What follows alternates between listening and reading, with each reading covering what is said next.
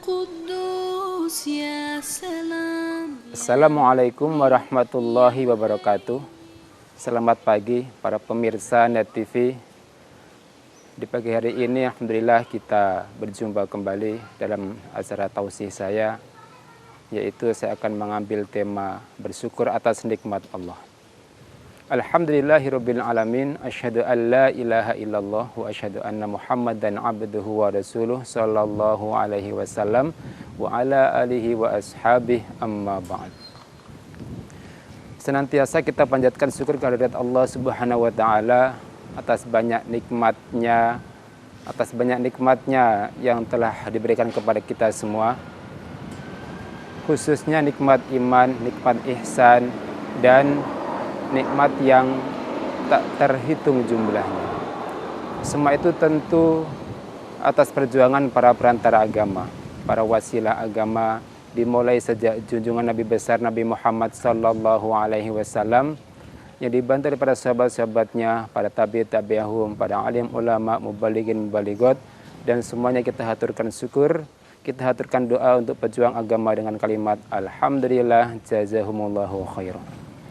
Para pemirsa yang budiman, di dalam kehidupan sehari-hari kita tidak lepas dari nikmat Allah.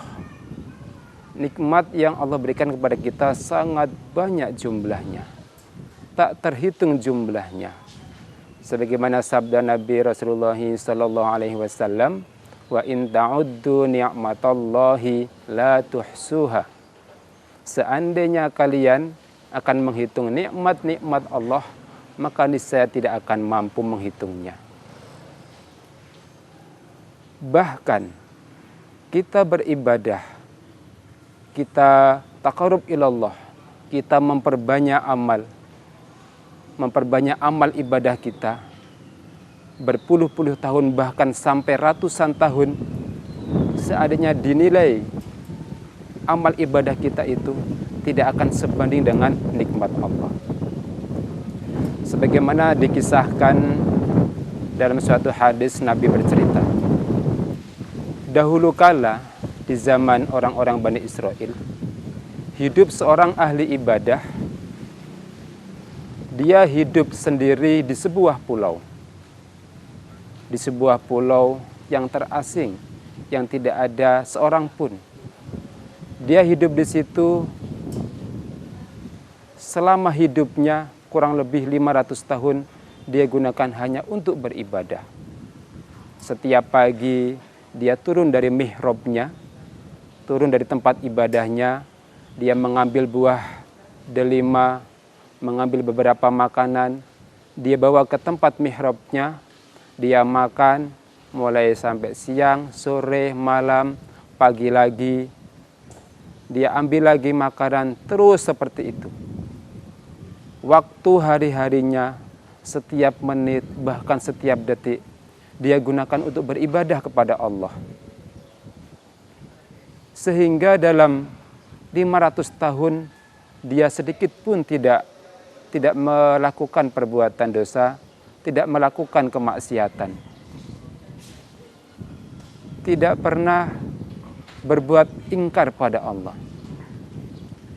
Karena dalam waktu-waktu tersebut semata hanya dia gunakan untuk beribadah kepada Allah.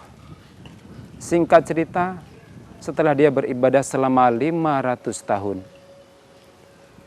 Allah kemudian mewafatkan dia dalam keadaan sujud. Dalam keadaan sujud dia meninggal.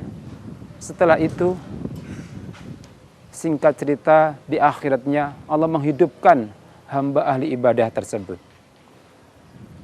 Setelah dihidupkan, Allah berfirman pada malaikat, wahai malaikat, masukkan hamba itu ke dalam surga sebab rahmatku.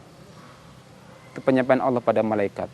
Masukkan hamba itu ke dalam surga sebab rahmatku.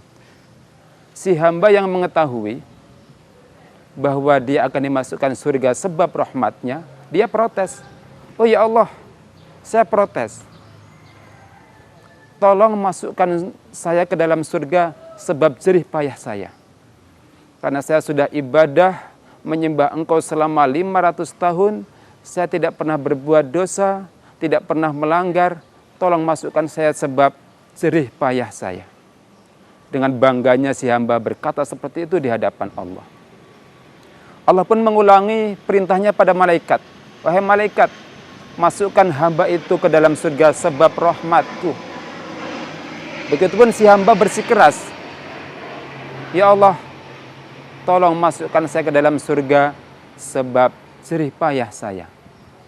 Allah mengulangi sampai 3 kali, dan begitupun si hamba juga bersikeras sampai 3 kali.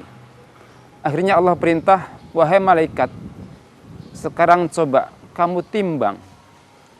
Kamu timbang amal ibadahnya hamba.